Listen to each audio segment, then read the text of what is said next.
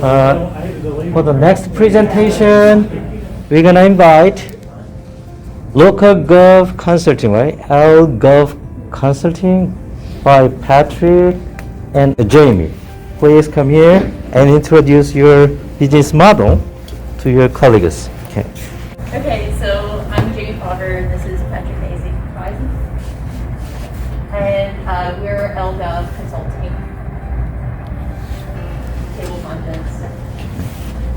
So our main focus is consulting out to smaller local governments and smaller municipalities, and even to the county level. For like, we would be doing grant writing and any type of project management, project planning and management, finding the financial resources to do these small projects in these small communities. And then we're also going to have a online portal to be able to communicate between us and then the different members within the project. So our key partners are going to be universities. That's mainly for manpower reasons. Either potential internships through us, where they would be able to learn how to do the grant writing process and then also see firsthand the managing processes. And then potential new graduates to hire. Then working with state, federal government agencies, that's going to be to either potential customers or also to go through the regulations to be able to do the projects depending on what they entail.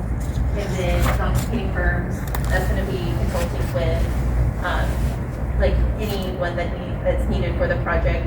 If a small town wants to build a new building or something, then you're obviously going to need the engineers to make the plans and then construction to build it, and then later on, even helping with starting it, like getting whatever is needed to be able to start it. So our key resources right now is going to be our human power, which that's going to come from just the knowledge of being able to do all of these activities. Then financial management, and in the our physical resources right now is going to be computer-based, because we're going to be online-based, working through the portal. And then kind of our value position here, and a little bit of background. My experience primarily has been with local governments, and so starting this business, or the idea, I saw a need in local governments, particularly in our rural communities here in the state, because they don't have the tax funding to support full-time positions that handle writing grants, overseeing projects, and they become very inundated with the ability to write larger grants to help with public safety, improve their infrastructure like water and sewer, and even broadband. So our value position is we're kind of coming in at a lower cost than hiring the full-time position or even part-time, and saying we're going to provide you all the resources available and try to get that grant funding, oversee projects, and then help improve communities overall. And so again, like we said here on the PowerPoint, we want to drive communities to the success that they have, or the potential success that they have available to them. Customer relations is going to be key as a primary service business.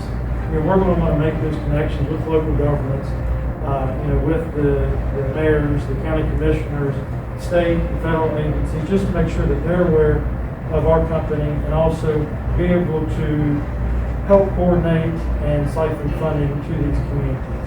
Usually the granting agencies are kind of aware of you and know that you can fiscally be able to handle large amounts of money. It helps improve your application and ensure that those projects can be get awarded.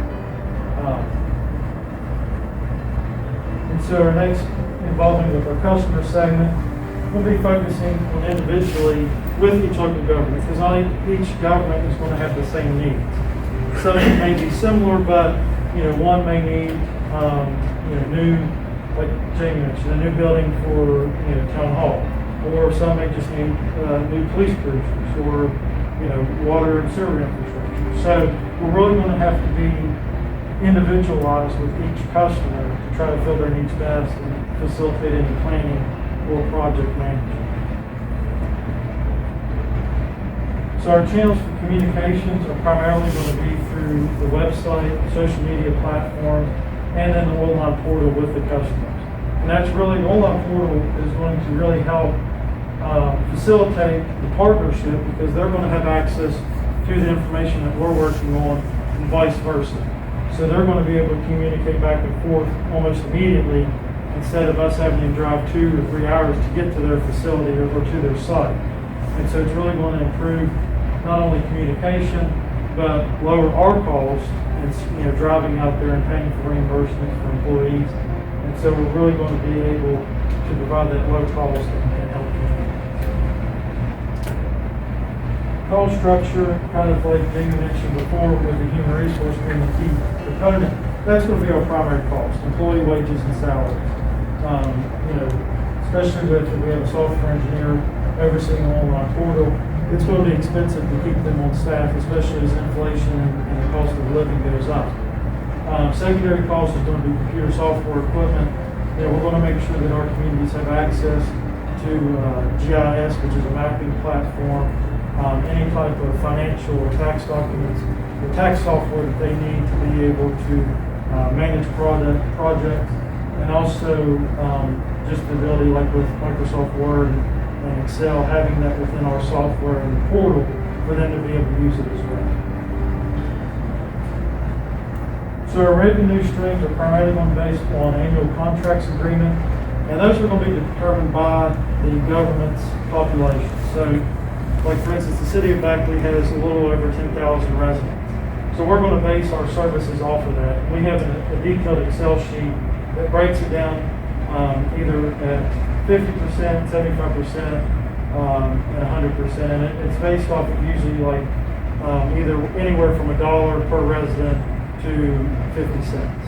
And then the reason why we break it down from there is that way we're trying to not limit rural communities from being able to pay for our services monthly. Our secondary revenue stream, which will depend on the size of the grant that's being awarded and if it's available, would be administrative costs that can be part of the money awarded to us. And so that's fairly limited, usually capped at about 20%. And that's usually for larger grants as well. So if you're looking at $1 million grant, most likely they would have that available, but it just depends. And this is just kind of a brief summary about what we would perform and how we would help try to facilitate growth, not only within the communities that we serve, but the entire state, and later on expand to other parts of the country. So, any questions? I know it's a little bit in depth. Go ahead. I have a question about like your portal. So do you have a portal like designed, or are you using one that's already existent, or how's that? We would have to, well, I say we because I don't have a computer background, so I'm not going to be designing it. But yeah, we would have to design it from scratch. And I really want to try to make it customizable for each community. I mean, of course there'll be limitations, but there'll be key aspects for them to be able to see specific applications. Hopefully we would be able to give an engineer and construction contractors the ability to access it to where they can just, everything just be downloaded onto that portal.